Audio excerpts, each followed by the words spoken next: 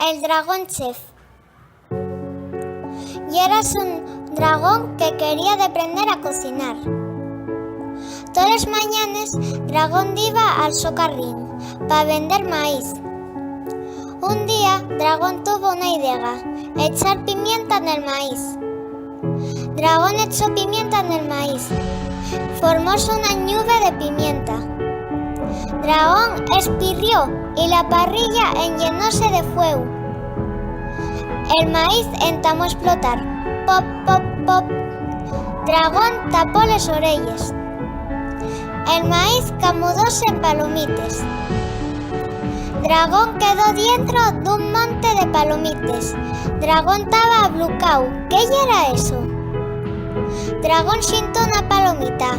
Está riquísima. Dragón deprendió que con maíz puede hacer palomites. Ahora podía venderles del socarrín.